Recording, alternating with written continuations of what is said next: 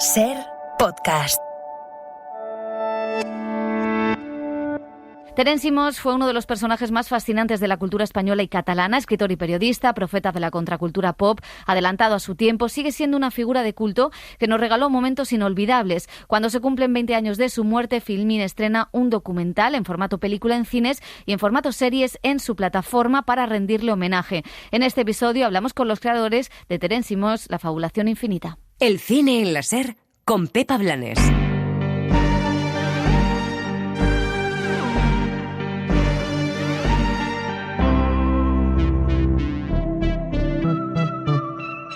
Les sèries.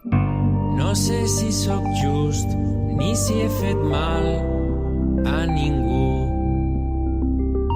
No sé si per cada 1000 mentides... Mi familia era un disparate, es decir, mi madre era una mujer completamente liberal, yo le debo eso, y en cambio cuando yo aprendí a bailar el rock and roll me llevó a un curandero porque decía que tenía el mal de San Vito, y había un curandero quitándome las ganas de bailar el rock and roll. La jungla del segle XX. No he fet treballar els obrers més del que calia, potser perquè no he estat... Para mí siempre el amor se ha demostrado a través del sufrimiento del otro, es decir, yo siempre he tenido la idea de que el que sufría por mí era el que me quería. Fíjate tú, qué bestialidad. Val a dir que he ignorat a qui et té. No he provocat gaires més llàgrimes que...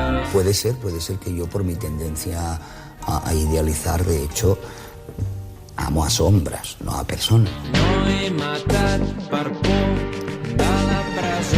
Pues han pasado 20 años ya desde la muerte de Terence Simós, uno de los grandes literatos de nuestra historia reciente, una figura que ahora reivindica un nuevo proyecto en la televisión. Dani Garrán, ¿qué tal? Hola, chicos. Escritor, periodista, profeta de la contracultura pop, adelantado a su tiempo. Es el protagonista del nuevo proyecto de Filmin, Terence Simós, La fabulación infinita. Es un proyecto que se estrena tanto en formato película como en serie documental. Sí, es una de nuestras plumas más afiladas, fenómeno popular, un literato que no tenía pudor en criticar a las altas esferas de la burguesía catalana. El tiempo ha desdibujado su legado y ahora este documental, que ya ha llegado a los cines y llegará a Filmin en 22 de septiembre, ahonda en su contribución literaria, pero también en los aspectos más íntimos y personales que conformaron una de las personalidades más carismáticas de las letras españolas. La única forma en que a mí me funcionaba la relación era en una constante búsqueda de mí mismo, y entonces yo solo lo encontré en mis compañeros de sexo. Y fue una sublimación porque es esa edad en que para mí la homosexualidad era Platón, era Miguel Ángel, era William Shakespeare. Bueno, entonces yo no tenía nada más que eso, la búsqueda de mí mismo y mis compañeros. Estaba enamorado de Egipto, fumaba constantemente y fue un gran entrevistado, pero no menos buen entrevistador. Una buena forma de acercarse a su universo, con mucho material inédito y con los testimonios de personas cercanas al escritor, como Luis Antonio de Villena, Núria Esper, Colita, Enric Malló o Boris Izaguirre. Y vamos a sumergirnos en el mundo de Terence Simós con los creadores de este proyecto, con Marta Alayana y Álvaro Augusto. ¿Qué tal? ¿Cómo estáis? Muy bien, encantados de estar aquí. Sí, muy bien. Bueno, sois muy, me sorprende, pero sois muy jóvenes y claro, es la figura de un escritor que quizá en estas nuevas generaciones está un poco más olvidado. La primera pregunta es ¿cómo llegáis a Terence Simós o qué os mueve para decir hay que hacer una serie y una película sobre este escritor, nuestro Truman Capote? Yo creo que esto es mejor que lo responda Álvaro, porque a mí fue él y tanto Mañana los que me llevaron, pero Álvaro creo que tiene aquí más la palabra para hablar de la génesis. Bueno, gracias por el halago. Creo que soy menos joven de lo que aparento, sinceramente. Y en cuanto a cómo nace el proyecto, bueno, yo conocí a Terence, porque cuando Terence murió yo tenía como 13 años, que es ese momento de la adolescencia en que uno está perdido e intenta como aferrarse a ciertos referentes que te hagan un poco, no sé... más libres, ¿no? Sobre todo si has crecido en un ambiente, digamos, como muy conservador, y Terence para mí fue eso. Y en cuanto a cómo nació el proyecto, yo creo que nació como las mejores cosas en esta vida y también las peores, en una reunión de amigos, con gin tonics mediante, donde comentábamos un documental que seguramente os sonará y conoceréis, que es Anatomía de un Dandy, y hablando de la figura de Francisco Umbral, tal, uno de nosotros dijo, ¿y sabes quién tiene también un documental? Terence Simós. Y ahí fue cuando decidimos ponernos manos a la obra y no esperar a que lo hiciera otra persona, y aquí estamos 2 años después. Hablabais en la presentación del proyecto, como ha dicho Pepa, de Terenci como del capote español. Era un pionero, un hombre muy moderno, muy avanzado a su tiempo, pero que también tenía muchas vinculaciones con el presente, más de las que parece, a pesar de que ya lleve 20 años fallecido. ¿Cómo se interpreta la figura de Terenci en 2023? ¿Cómo ha envejecido su legado? Yo creo que tiene como 3 rasgos, sobre todo, que lo conectan un montón con la contemporaneidad. El primero es la manera que tenía él de saber vender su arte, ¿no?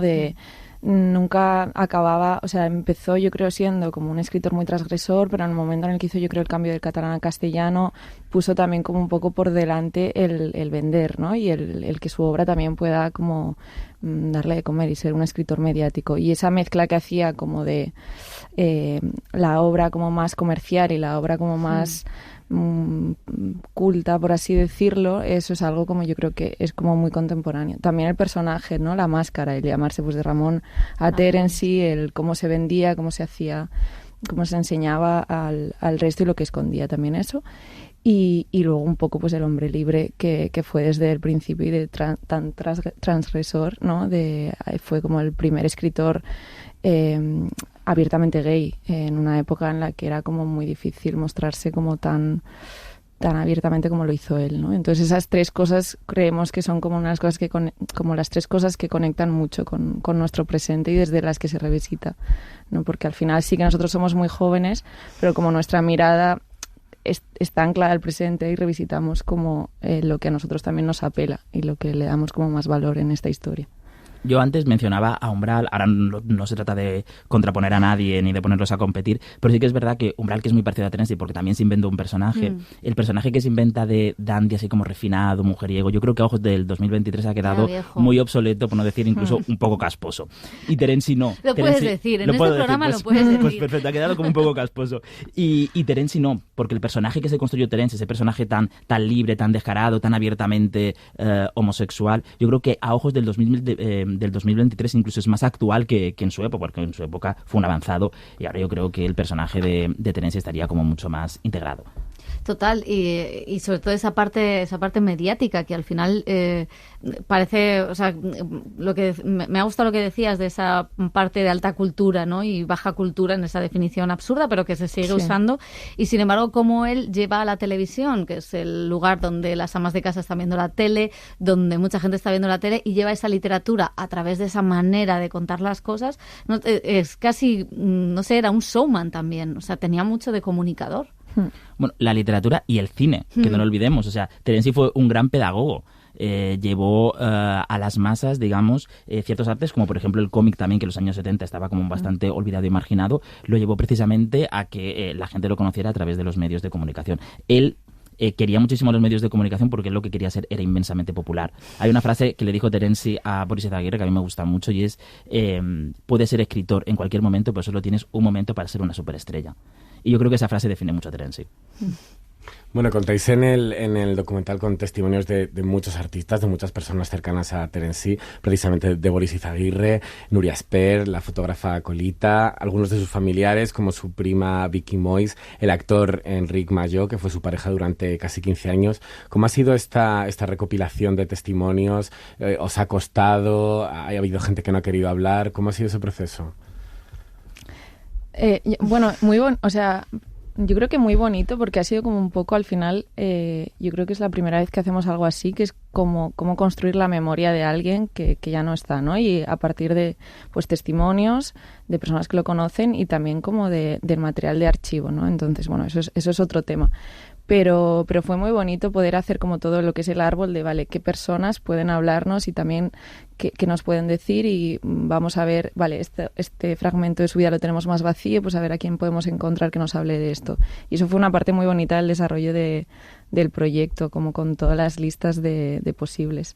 Y sí que es verdad que hay gente como que hemos echado en falta. Sí, hay gente que nos dijo que no, pero no pasa nada, gestionamos muy bien el rechazo, así que no hay ningún tipo de problema. Es también parte de nuestra generación. Exacto. Y es curioso porque sí que habláis también de la infancia de Terenci, que bueno, fue una infancia muy característica, ¿no? Él decía que sin amigos, su hermano que falleció muy joven, y cómo la ficción fue un refugio. Y luego la máscara, o sea, la ficción y la máscara como lo que se parapetaba detrás de él.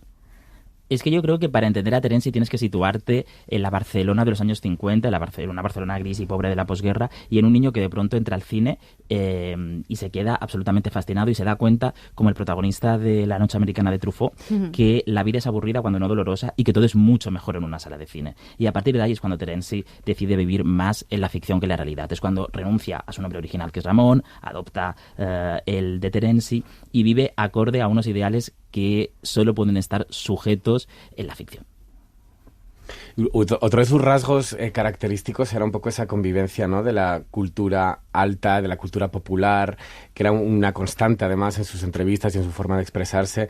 El documental también incluye material de archivo de entrevistas que le hicieron, por ejemplo, Mercedes Milá o Jesús Quintero, como esta. Tu madre, por otro lado, tú explicas en el libro, hablas del amante de tu madre. Sí, y lo digo con orgullo. Es decir, mi madre era una mujer inteligente que siempre se vio engañada por mi padre, constantemente.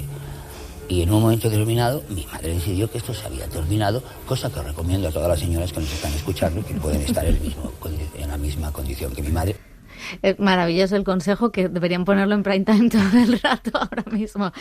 Claro, hay otra cosa más en este binomio, ¿no?, que es formar parte de la burguesía y criticar a la propia burguesía, ¿no? Esto también era Terenci. Sí, yo creo como desde los primeros libros, desde el día que murió Marilyn, yo creo, ¿no?, que ya hace eso de cómo una familia de clase baja se va convirtiendo en una familia como más burguesa y desde ese punto de vista como critica, y eso yo creo que es algo que nunca le ha dado miedo a hacer, siempre ha tenido como esa irreverencia y esa valentía, ¿no?, que yo creo que eso se ve durante todo el documental. Y eso lo hacía con todo. O sea, yo creo que Terenci sufría de cierta bipolaridad, así en broma, porque, por ejemplo, él deseaba integrarse dentro de la alta sociedad madrileña, ser amigo de Isabel Preisler y toda esta gente, pero luego de pronto te escribió una cosa como Chulas y Famosas, que es una sátira de ese mundo. Entonces, al final no sabes muy bien si lo que quería era integrarse en ese mundo como pleno miembro o quería hacerlo para satirizarlo. Claro. Esto también es muy capotiano. También lo hizo Capote con Plegaria Atendidas, cuando lo que hizo fue satirizar también a toda la sociedad neoyorquina de su época.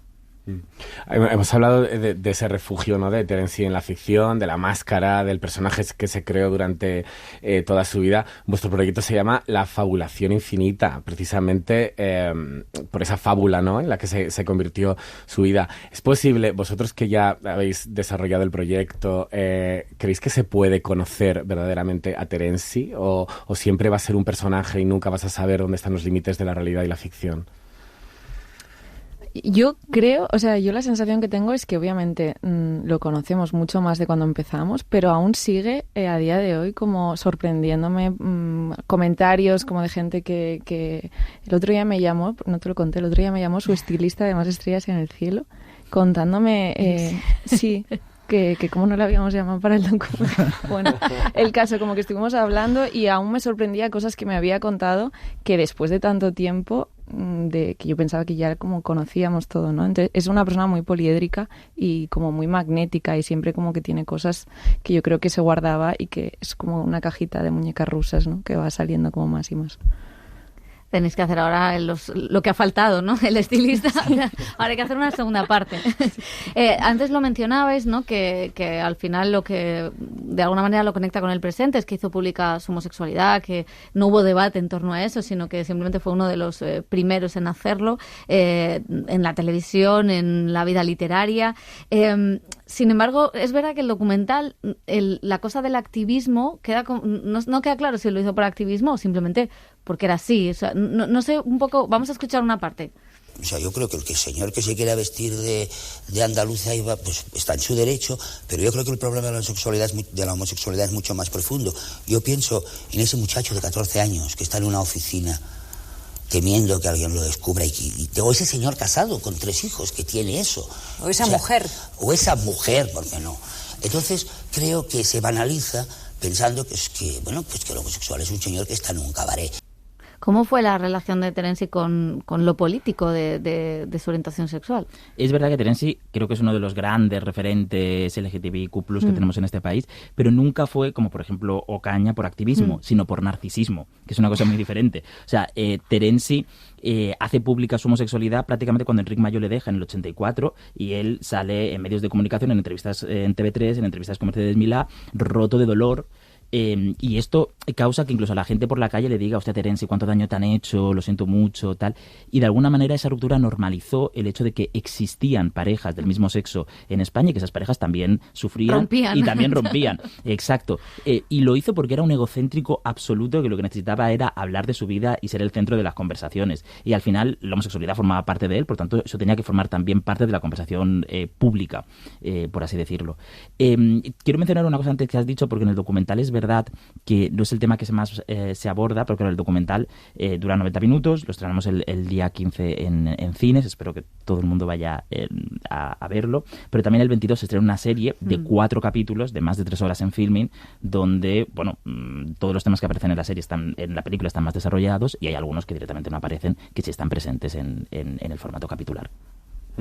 Tengo entendido que también trabajasteis para la preparación del documental en la dimensión política de Terenci Moix, la relación que tuvo un poco a veces conflictiva tanto con la burguesía como con el catalanismo. ¿Cómo era él ideológica y políticamente? Bueno, era una persona de izquierdas que detestaba profundamente a Jordi Pujol. O sea, de hecho, no podía verlo.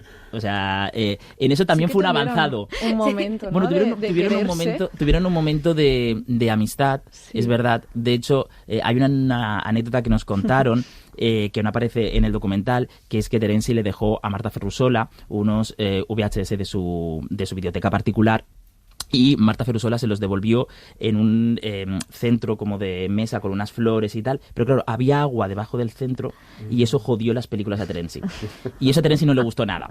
Yo creo que más que una cuestión política, era una cuestión personal, esa especie como de enfrentamiento contra Jordi Pujol, que además ahí están los artículos en El País y tal, arremetiendo fuertemente contra él. Pero es verdad, si ahora mirara todo lo que ha llovido desde entonces, diríamos, Terenci nos avisó. Exacto. Estaría contentísimo en estos momentos.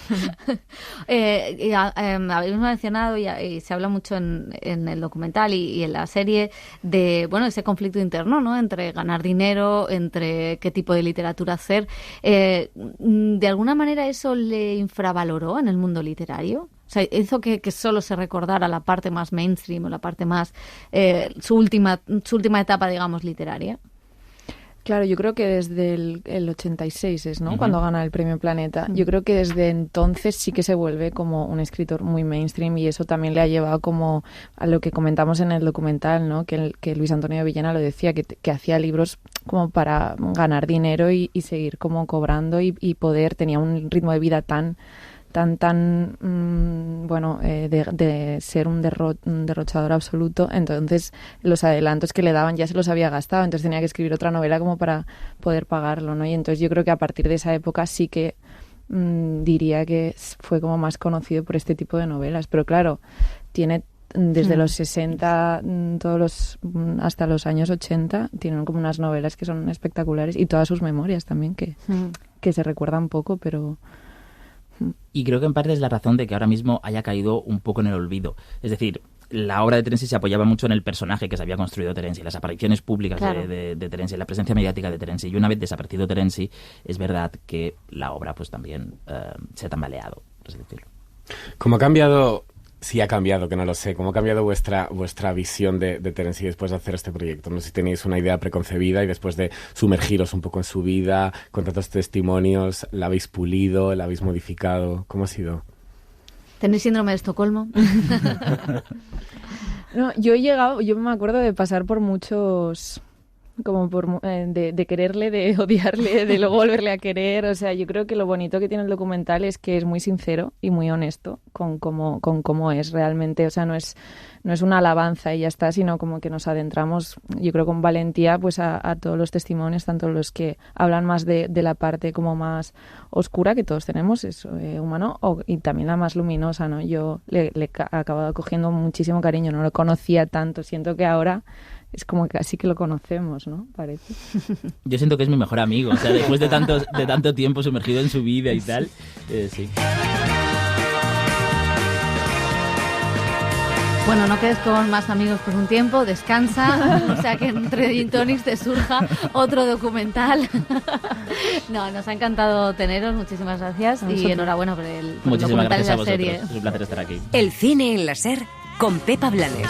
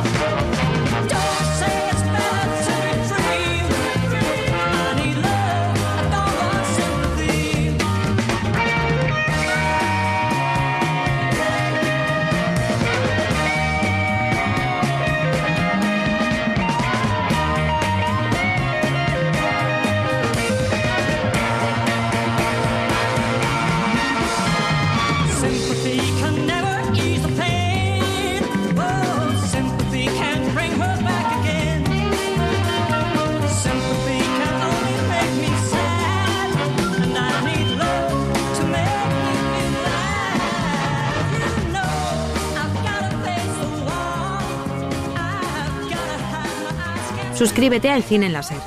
Escúchanos en directo en la SER los sábados a las 7:30 de la mañana y los domingos a las 3 de la madrugada. Cadena SER. La radio.